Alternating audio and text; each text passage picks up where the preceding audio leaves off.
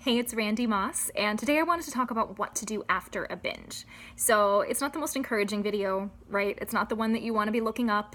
It's really discouraging that you feel like you even have to look this up because we don't want to be binging anymore. Why do I want to plan for what to do after a binge if I don't want to be binging anymore? I assume you're coming to this post-binge. I assume you want to know what to do to take care of yourself. I also assume you probably want to know what to do so that you don't binge again. But we'll get to that later. So, you binged again. It hurts. It sucks. Who knows how long you've been doing this? I did it for years, most of my life, really. But there were things that I began to do after the binge that changed the way that I related with any future urges to binge. So I have a list here of things that I don't want to miss, so I'm going to glance over here. The number one thing that I did was to treat myself like I would a lover or a child or a best friend. So instead of being like, imagine the person that you love most in the world and imagine they've done something to themselves that they are so disappointed in. They're so disappointed, and on top of that, they feel like shit. They feel awful. And you look at them and you're like, you're disgusting. How did you do this again? Why did you fall down this rabbit hole again? You should have known better. Can you imagine? Like, that friendship would not last very long.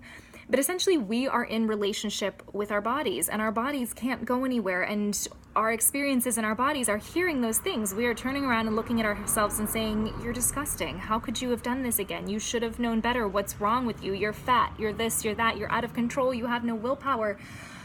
That is not exactly going to inspire a better relationship with food and a deeper connection with your body.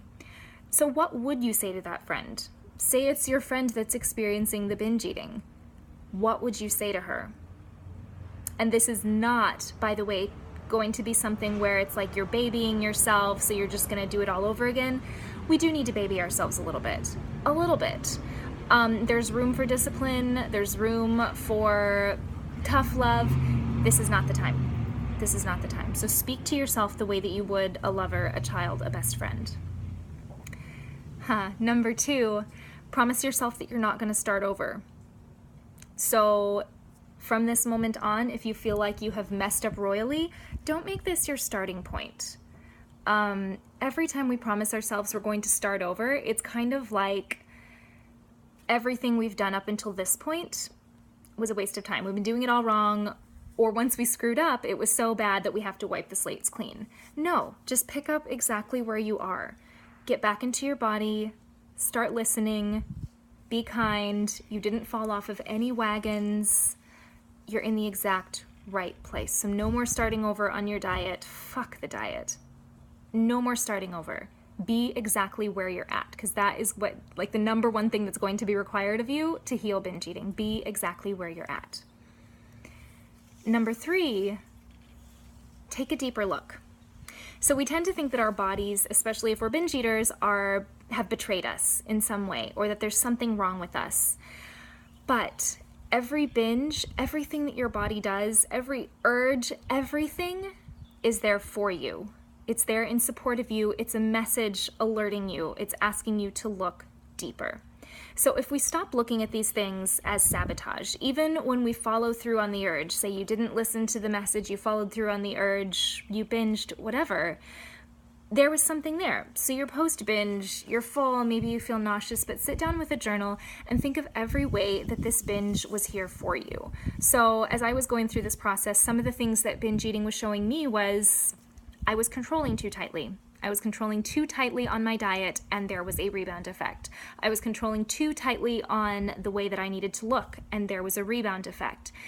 What else would a binge have been showing me? That I was disconnected from myself, that maybe I wasn't taking good care of myself, that I was anxious in certain social settings, and maybe there was something I needed to look at more closely there. So just write it down as if all of these things are in support of you, and then take a deeper look at them. And it's very hard to be grateful for something so painful, so I'm not going to ask you to be grateful for the sake of being grateful, but see if you can see how these things are in support of you, and if any natural gratitude comes up.